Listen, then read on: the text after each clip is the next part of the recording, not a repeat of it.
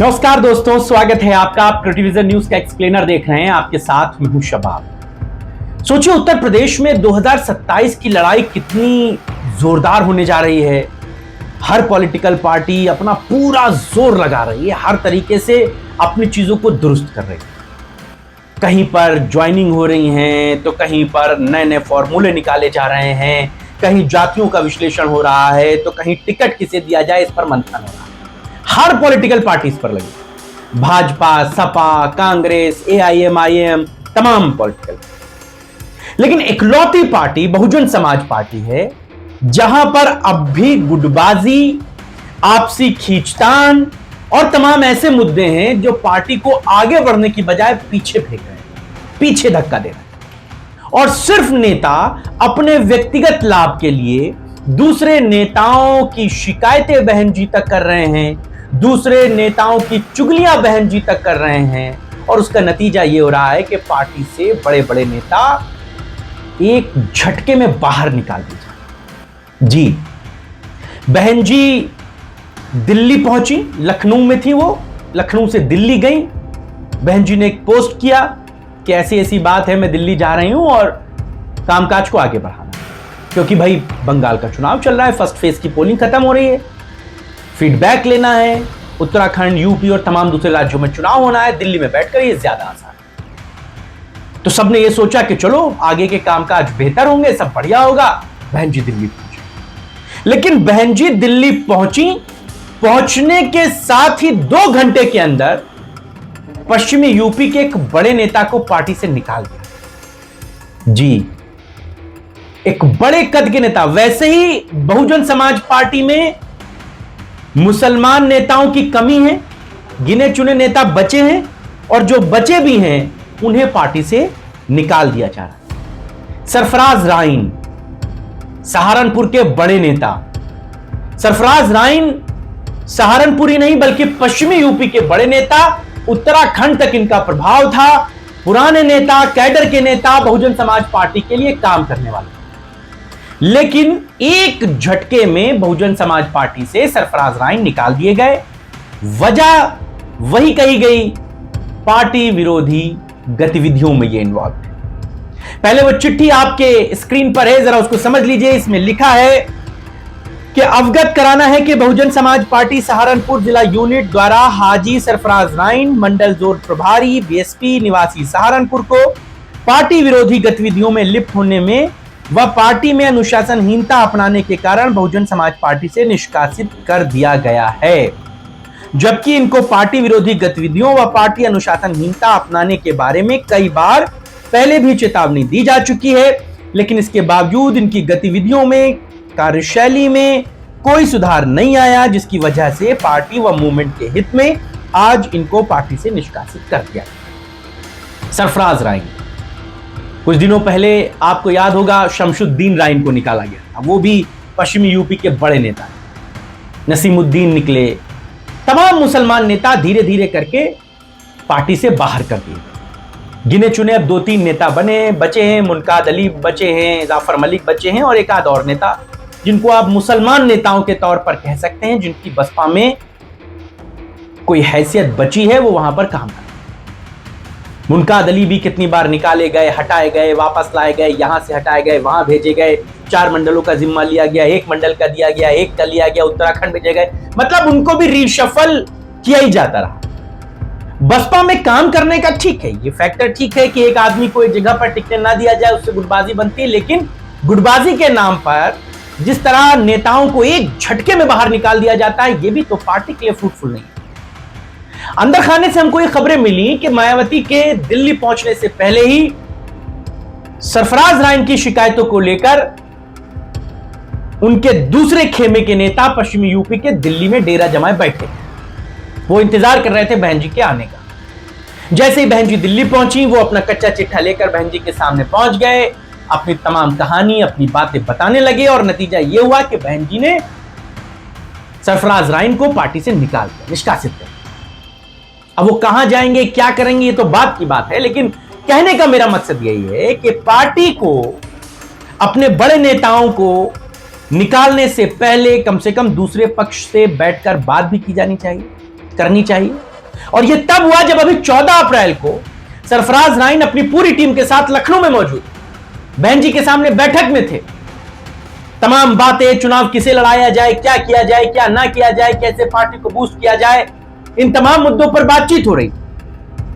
और 14 के बाद 22-23 में, यानी कि 7-8 दिन में ही उनको पार्टी से बाहर निकाल दिया गया। वो अनुशासनहीन हो गए, वो पार्टी विरोधी गतिविधियों में इन्वॉल्व हो गए। ये बात तो अपने आप में बड़ी पेचीदा है कि एक हफ्ता पहले जो आदमी बहन जी के सामने बैठकर पूरा ब्लूप्रिंट समझा रहा था, वो अचानक इतना अनुशासनहीन कैसे हो गया कि उसे पल भर में पार्टी से निकाल दिया गया। अगर सरफराज राइन अनुशासनहीनता कर रहे थे, पार्टी विरोधी गतिविधियों में इन्वॉल्व थे, तो बहन जी के सामने वो कैसे बैठे थे? क्या बहन जी को यह बात नहीं पता थी? बिल्कुल पता थी, उनको तो हर मूवमेंट पता रहता है। फिर कैसे कोई बैठ सकता है कि एक हफ्ते पहले जो बहुत अच्छा था वो एक हफ्ते के भीतर इतना खराब हो जाए कि वो पार्टी में नजर ही ना आए, ऐसा फैसला ले। हालांकि सरफराज राइन इस बात को जरूर कह रहे हैं कि वो बहन जी के फैसले का इंतजार करेंगे, अपनी बात कहने का इंतजार करेंगे, बहन जी से मिलकर अपनी बात कहेंगे, अपनी सफाई पेश करेंगे। उनके खिलाफ जिन लोगों ने कहा है उसको हम बहन जी के सामने रखेंगे और उन्हें बताएंगे कि सच्चाई है। फिलहाल अभी वो कहीं नहीं जा रहा है, लेकिन यह बात हमको इंटरनल सोर्सेज बता रहे हैं कि सरफराज राइन इस बात से बड़े आहत हैं। वो ये कहते हैं कि हमने पूरी जिंदगी जिस पार्टी को अपनी दे दिया, जिस पार्टी के लिए हमने अपना सब कुछ लगा दिया, उस पार्टी ने पल भर में हमें बाहर निकाल दिया। वजहें बहुत सारी सामने निकल कर आ रही हैं। कहा यह जा रहा है कि टिकट के नाम पर जो फॉर्मेट है पार्टी का, वो उसमें घालमेल कर रहे थे। ये भी खबरें, सूत्र हमारे ये भी बताते हैं। बसपा में टिकट कैसे मिलता है ये आपसे छुपा नहीं है। उसी फॉर्मेट में सरफराज राइन घटतौली कर रहे थे, कट लगा रहे थे। ये बात सामने आ रही। अब इन बातों में कितनी सच्चाई है ये तो ईश्वर बेहतर जाने, लेकिन यह बात जानिए कि सरफराज राइन का सहारनपुर से हटना या पश्चिमी यूपी से हटाया जाना बसपा के लिए अच्छी खबर नहीं।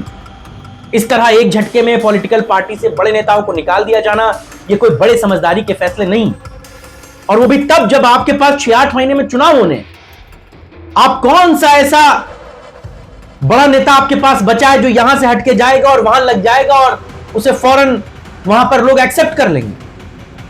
बसपा का ये फॉर्मेट बड़ा खराब है कि एक कोऑर्डिनेटर जो आता है नया बनके, वो पुराने कोऑर्डिनेटर और उससे जुड़े हुए लोगों के लिए नुकसान करना शुरू कर। यही बात जब शमशुद्दीन राइन हटाए गए थे तब सरफराज राइन पर आरोप लगे। सरफराज राइन और शमशुद्दीन राइन चूंकि एक ही जाति से आते हैं, लिहाजा शमशुद्दीन राइन के पार्टी से निकाले जाने के पीछे भी सरफराज राइन को वजह बताया। कहा गया कि सरफराज राइन ने शमशुद्दीन के खिलाफ बहन जी को फीडबैक खराब दिए, जिसकी वजह से शमशुद्दीन को हटाया गया, और अब वही काम सरफराज राइन के लिए हो गया।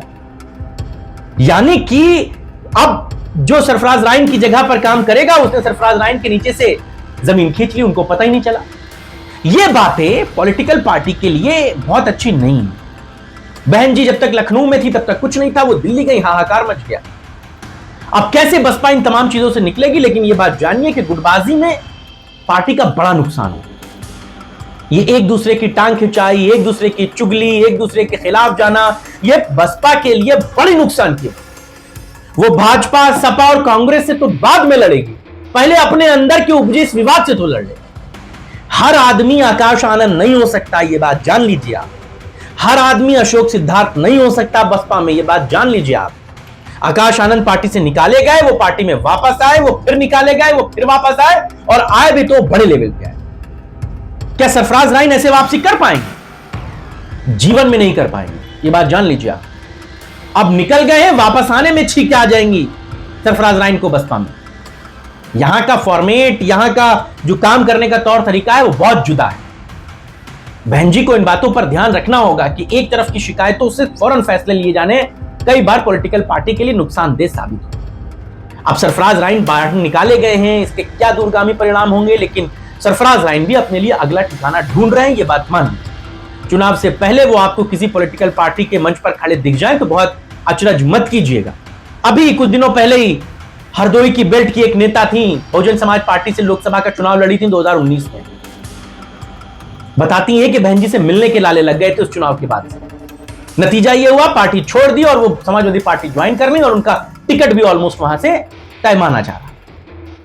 पिछड़ी जाति की रिजर्व सीट की नेता, बसपा रिजर्व सीट पर भी सबसे कमजोर हो रही है, ये जान लीजिए आप।